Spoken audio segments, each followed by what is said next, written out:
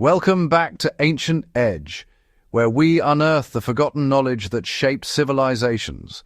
Today, we're stepping aboard the most formidable vessels ever to cut through northern seas, the Viking longships. Imagine a wooden ship, built over 1,000 years ago, with nothing more than axes and fire, still defying the brutal forces of the ocean. While modern vessels corrode and decay within decades, Viking longships crossed the Atlantic, raided distant shores, and some still survive in museum halls today, their timber darkened but unbroken. How did these Norse shipwrights achieve what seems impossible? The answer lies not in mysticism, but in a sophisticated understanding of wood, chemistry, and the relentless patience required to battle nature itself. We're about to uncover the lost science behind their maritime dominance, techniques that modern engineers are only now beginning to truly appreciate. The Viking Age presents us with a genuine engineering mystery. These seafarers operated in one of the harshest maritime environments on Earth, where freezing North Atlantic waters, salt spray, and the constant assault of marine organisms destroyed lesser vessels within years. Yet archaeological evidence from sites like Gokstad and Oseberg in Norway reveals ships that remained structurally sound centuries after their burial. The paradox deepens when we consider the Vikings had no access to modern chemical preservatives, no synthetic sealants, no steel hulls. They worked with simple iron tools, natural materials, and raw timber. What they did possess, however, was an empirical mastery of their resources that would take modern science centuries to decode. Their longships weren't just boats, they were living systems designed to flex, breathe, and endure through a combination of materials selection, application techniques, and engineering philosophy that treated wood not as a static building block, but as a dynamic organism requiring care. The journey to an indestructible ship began not at the shipyard, but deep in Scandinavian forests, where Viking timbermasters studied trees with the scrutiny of surgeons examining patients. Oak became their foundation material, specifically old-growth specimens harvested in the dead of winter, when sap flow ceased and the wood achieved its densest, most rot-resistant state. These ancient oaks, some over 2 centuries old, possessed tight grain patterns and natural tannins that repelled water and resisted fungal invasion. But here's where Viking innovation truly shone. They didn't saw their timber. Instead, they split it along the natural grain, using iron wedges and controlled strikes, a process called riving. This technique, which seems primitive at first glance, actually preserved the wood's cellular structure, creating planks that were 30% stronger and significantly more flexible than modern sawn boards. Each stroke of the wedge followed the tree's own architecture, maintaining the integrity of its fibers and creating a material that could bend with ocean swells without splintering. For lighter structures and masts, they turned to spruce and pine, chosen for their straight grain and workability, while birch served for decorative elements and internal fittings.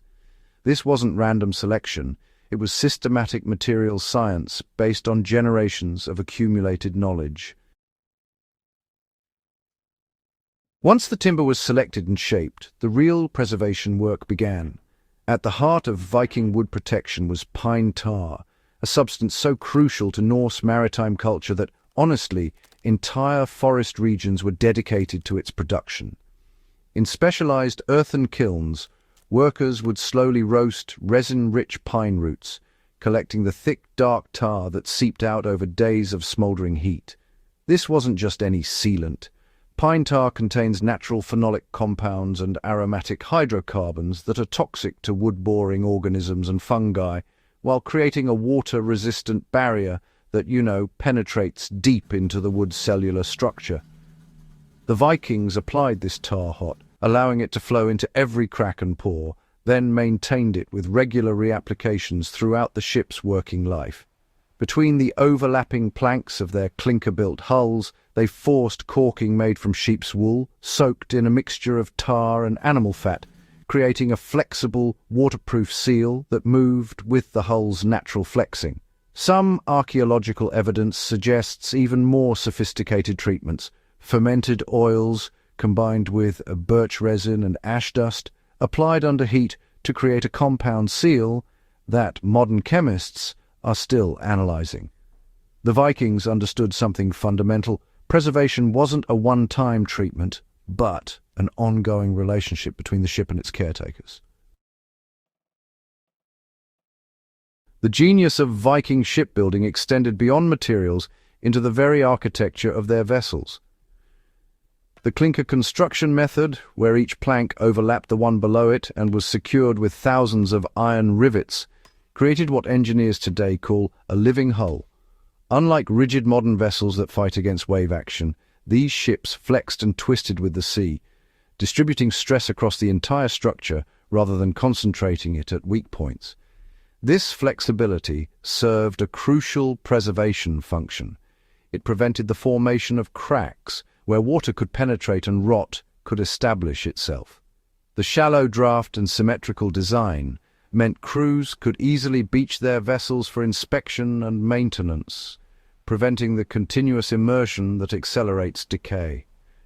Recent analysis of well-preserved wrecks has revealed even more sophisticated thinking, carved drainage channels, and strategically placed holes that functioned as primitive self-bailing systems, keeping the bilge dry and preventing the stagnant moisture conditions where shipworms and fungi thrive. The Vikings had essentially engineered their ships to be hostile environments for the very organisms that threatened them.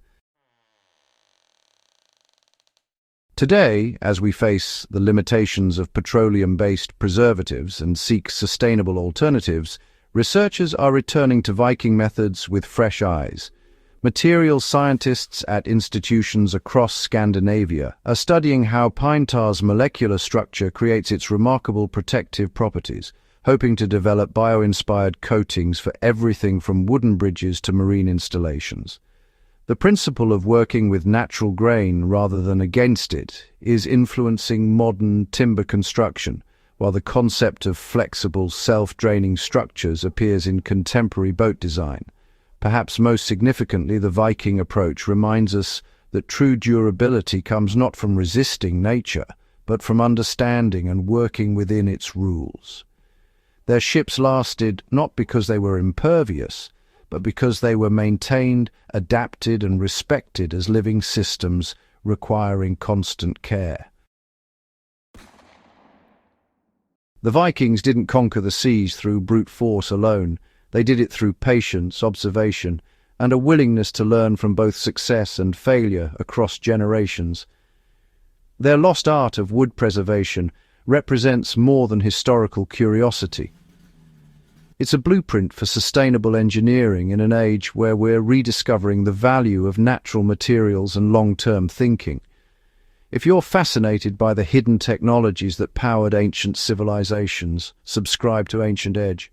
Share this video with anyone who appreciates the intersection of history and science, and join us as we continue excavating the remarkable ingenuity of our ancestors. The past has more to teach us than we ever imagined.